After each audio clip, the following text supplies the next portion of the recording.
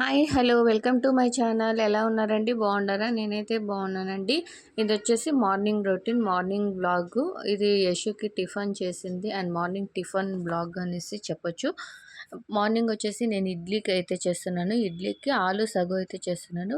ఈజీగా సింపుల్గా త్వరగా అయ్యే రెసిపీ అంటే ఆలు సగు అయితే త్వరగా అయితే అయిపోతుంది. అంటే ఇది ఒక డిఫరెంట్ స్టైల్లో, ఆంధ్ర స్టైల్లో అయితే చేస్తారు. ఇది వచ్చేసి చపాతీ, రైస్, ముద్ద అన్ని కాంబినేషన్లకి బాగుంటుంది. ఇడ్లీ, దోశ కాంబినేషన్లకు కూడా బాగుంటుంది. డిఫరెంట్ వేలో నేను ఆలు సగు కూడా చూపిస్తాను. ఒక పక్క అయితే నేను ఉల్లిగడ్డలు అయితే ఉడకపెట్టేసాను.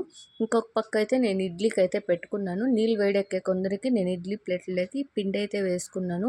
నాకు నిలుచుకున్నకు కూడా ఓపిక లేకుండా సుస్తుకి ఉండే కాందానికి నేను కింద కూర్చొని అయితే నేను ఇడ్లీ ప్లేట్లకి నేను ఇడ్లీ అయితే వేస్తున్నానండి. నేను అయితే కొంచెంగానే నేను నానబెట్టాను. బాగా నానిన తర్వాత బాగా నేను ఇచ్చేసుకున్నాను, కలిపెట్టుకున్నాను. నేను అన్నిటిలోకి కొంచెం ఉప్పు అంటూ వేయలేదు. అంతలోకి నాకు ఎంత కావాలో టిఫిన్స్కి అంత మాత్రం తీసుకొనేసి దాంట్లోకైతే నేను ఉప్పు, సోడా వేసి అయితే మిక్సీ చేసుకున్నాను. నేను వచ్చేసి ఇడ్లీకి, దోసకి ఒకే బ్యాటర్ అయితే యూజ్ చేస్తున్నానండి. నేను హోటల్లో యూజ్ చేసినప్పుడు వచ్చేసి ఇడ్లీకి సపరేట్, దోశకి సపరేట్ అయితే యూజ్ చేస్తుంది. ఇంట్లో వచ్చేసి అంత నెసెసిటీ లేదు. సపరేట్గా ఒకే దీంతోనే ఇడ్లీను, దోశ అయితే చేస్తాను. ఎందుకంటే నేను రేషన్ బియ్యం అయితే నేను నానబెట్టాను కాబట్టి రేషన్ బియ్యము టేస్ట్ వైజ్ కూడా సూపర్గా ఉంటుంది. దానివల్ల నేను ఇడ్లీకి, దోశకి ఒకే బ్యాటర్ అయితే యూజ్ చేస్తాను. మీకు దోశ క్రిస్పీగాను వస్తుంది, దీన్ని ఇడ్లీ సాఫ్ట్గాను వస్తుంది. ఒక బిరువు అయితే ట్రై చేయండి. రేషన్ బియ్యంలో ఇడ్లీ, దోశ రెండు ఒకే బ్యాటర్లో అయితే నేను చేస్తాను. నేను ఫస్ట్ ఉప్పు అయితే వేసుకొని కలిపెట్టుకున్నాను. బాగా మిక్స్ చేసుకున్న తర్వాత సోడా వేసుకొని, సోడాలో కొంచెం వాటర్ వేసుకొనేసి బాగా మిక్స్ చేయాలి. సోడా, ఉప్పు మీరు ఒకే బిరువు వేసినారంటే సోడా, ఉప్పు ఒకే బిరువు అంటే మిక్స్ కాదు. మీరు అది సపరేటు, ఇది సపరేట్ అయితే వేసుకోవాలి. ఎందుకంటే సోడా, ఉప్పు ఒకే బిరువు అయితే బాగా బ్లెండ్ అయ్యేది అండ్ మిక్స్ కూడా త్వరగా అయ్యేది. అందుకే ఫస్ట్ ఉప్పు వేసుకునేసి మిక్స్ చేసి మీకు టైం ఉంది అంటే మీకు 5 మినిట్స్ పెట్టొచ్చు.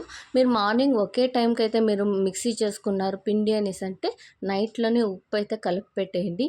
ఇంకా బాగా మీకు ఆ పిండి కూడా ఉబ్బుతుంది, అంటే పులుస్తుంది. అప్పుడు మీకు ఇంకా సాఫ్ట్గా కూడా ఇడ్లీలు వస్తాయి. నేను అలా కాకుండా నేను మార్నింగ్ నాకు ఎంత కావాలో అంత తీసుకొనేసి నేను కొంచెంగా అయితే నేను యూజ్ చేశానండి. అది వచ్చేసి నెక్స్ట్ డేకి మార్నింగ్ ఏమైనా టిఫిన్ చేయొచ్చు, యశుకి బాక్స్కి అయితే ఏమైనా చేసి ఇవ్వచ్చు అని చెప్పేసి. ఈ చలికాలం ఏమంటే లేసేదే బద్ధకంగా ఉంటుంది. దాంట్లో వేరే యశుకి మార్నింగ్ టిఫిన్స్ ఏమైనా వచ్చేసి అలా బాక్స్కి లేకపోతే ఎలా అని చెప్పేసి నేను పిండి అయితే అంతైతే పట్టించాను.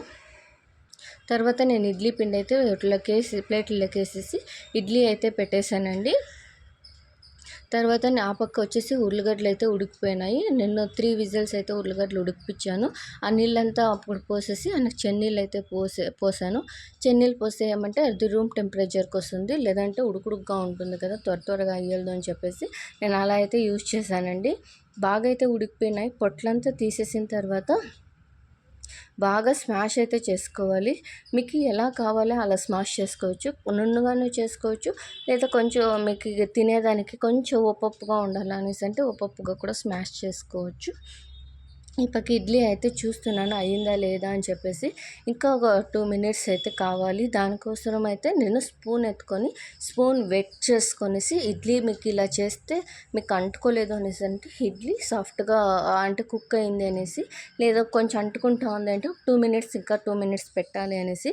మినిమం ఇడ్లీ ఒక 10 మినిట్స్ కుక్ అయితే చాలండి. హై ఫ్లేమ్లో మీకు 10 మినిట్స్ అయితే కుక్ కావాలి. ఇది అందరికీ తెలిసి ఉంటుంది, కానీ నేను చేసేవి అయితే నేను చెప్తున్నానండి. తర్వాత ఈ పక్క వచ్చేసి నేను ఆలు సాగు అయితే చేస్తున్నాను. అంటే ఇది మసాలా సాంబార్ అనేసి అనొచ్చు ఒక రీతిలో. ఆయిల్ అయితే వేసుకున్నా, సాసులు వేసుకున్నా. సాసులు చిట్పట అయిన తర్వాత ఎర్రగడ్డలు అయితే వేసుకుంటున్నాను. మీకు దీంట్లో కావాలంటే శనగబ్యాలు కూడా వేసుకోవచ్చు. నేను శనగబ్యాలు కూడా వేయలేదు. నేను నార్మల్గా ఈజీగా సింపుల్గా అయితే చేస్తున్నాను, ఎందుకంటే త్వరగా కావాలి అని చెప్పేసి. ఎర్రగడ్డ వేసుకున్న తర్వాత ఎర్రగడ్డ కొంచెం వాడిన తర్వాత పచ్చిమిర్చి అయితే వేసుకున్నా. పచ్చిమిర్చి బాగా వేగితే మీకు ఆ గ్యాస్ట్రిక్ అనేది మీరు తిన్నా కూడా గ్యాస్ట్రిక్ అనేది ఉండదు. అందుకోసమే నూనెలో అయితే బాగా ఫ్రై చేసుకోండి. కానీ ఇప్పుడు నాకు 8 మంత్స్ కదా, సో నాకు పచ్చిమిర్చి కానీ నాకు అడ్జస్ట్ అవుతూ ఉండలేదు. ఎందుకంటే హీట్కి ఎక్కువ కడుపు నొప్పి అనేది వస్తుంది. దానికి ఇంకా పచ్చిమిర్చి వేయకుంటే బాగుండదు నేను కొన్ని ఒక 4-5 పచ్చిమిర్చి అయితే వేసాను. అది నేను కట్ చేసి వేయలేదు, తుంచేసి అయితే వేసాను. కట్ చేసి గింజలంతా ఇదవుతాయి అని చెప్పేసి, అయినా కూడా నాకు అడ్జస్ట్ కాలేదు. కానీ మీరు ఆప్షన్ లేకుండా ఇలా అయితే చేశాను. మీరు కావాలంటే ఎండుమిర్చి కూడా వేసుకోవచ్చు అండ్ మిరప్పొడి కూడా వేసుకోవచ్చు. నేను మిరప్పొడి కూడా వేసాను, దీంతో చూపిస్తాను. తర్వాత టమాటో అయితే వేసుకొని, టమాటో కొంచెం ఇదైన తర్వాత ఉప్పు అయితే వేసుకోండి. ఉప్పు వేసుకుంటే టమాటో బాగా అయితే మగ్గుతుంది. మీరు ఉప్పు లేకపోతే మగ్గుతుంది, బట్ లేట్గా అయితే మగ్గుతుంది. ఉప్పు వేస్తే త్వరగా అయితే మగ్గుతుంది. దాంట్లోకి మీరు తెల్లగడ్డ, అల్లము నేను కొంచెం కచ్చాబచ్చి కొట్టుకొనేసి నేను వేసాను. మీరు పేస్ట్ కూడా వేసుకోవచ్చు. మీకు ఇలా కూడా అర్జెంటుగా త్వరగా కావాలనేసి ఉంటే మీరు ఇలా కూడా ట్రై చేయొచ్చు. కొంచెం పసుపు, గరం మసాలా వేసుకున్నాను. అది కొంచెం అట్లా ఫ్రై అయిన తర్వాత కొంచెం అయితే మీకు చికెన్ మసాలా వేసుకున్నాను. చికెన్ మసాలా మీకు ఎంత కావాలి మీ టేస్ట్ తగ్గట్లు వేసుకోండి. నేను చేసే క్వాంటిటీ ఒక 4 మెంబర్స్కి కాబట్టి నేను 1.5 స్పూన్ అంతా నేను చికెన్ మసాలా వేసాను. దెన్ ధనియా పొడి 1 స్పూన్ వేసాను. తర్వాత అది కొంచెం ఫ్రై అయిన తర్వాత నేను ఉల్లిగడ్డ అయితే ఉడికిపెట్టుకున్నాను కదా, ఆ ఉల్లిగడ్డ అయితే నేను వేసుకున్నాను. వేసుకొనేసి బాగా కలిపెట్టాలి. మీరు వాటర్ వేసుకోండి. ఎందుకంటే మసాలాలంతా ఆయిల్లోనే ఫ్రై అయి ఉంటాయి కాబట్టి మీకు ఎంత కన్సిస్టెన్సీ కావాలో అంతైతే వేసుకొనేసి మీరు ఇది చేసుకోవచ్చు. ఇంకొకటి ఏమంటే మీరు కొంచెం వాటరీగా పెట్టుకుంటేనే మీకు కొంచెం ఆరిన తర్వాత కూడా అంటే గట్టిగా అయిపోతుంది. కొంచెం వాటరీగా పెట్టుకుంటే మీకేమంటే తిన్నప్పుడు కొంచెం గ్రేవీ తర కన్సిస్టెన్సీ కరెక్ట్గా ఉంటుంది. ఎందుకంటే ఉర్లగడ్డ గుజ్జు వచ్చేసి ఆరే కొద్దీ అది కొంచెం గట్టి అవుతూనే వస్తుంది. బట్ ఇడ్లీకి కన్నా బాగుండదు. దానికోసం నేను కొంచెం నీళ్ళగానే అయితే చేసుకుంటున్నా. తర్వాత నాకు దీంట్లో వచ్చేసి కొంచెం చికెన్ మసాలాను, కారం పొడి కొంచెం తక్కువైంది అనేసి నేను అవైతే వేసాను. కొంచెం ఒక్కొక్క స్పూన్ అయితే వేసాను. నేను చెప్పాను కదా కారం పొడి యూస్ చేస్తున్నాను అనేసి. నేను పచ్చిమిరపకాయలు కొంచెంగా వేసాను కాబట్టి నేను కారం పొడి ఎక్స్ట్రా వేసుకున్నాను. మీరు కారం తగ్గట్లు పచ్చిమిర్చి వేసుకున్నారంటే మీరు కారం పొడి అయితే స్కిప్ చేయొచ్చు. నేను పచ్చిమిర్చి కొంచెంగా వేసాను కాబట్టి కారం పొడి నేను వేసుకున్న 1 స్పూన్ అంతా వేసుకున్నాను. వేసుకున్న తర్వాత బాగా ఉడకనివ్వాలి.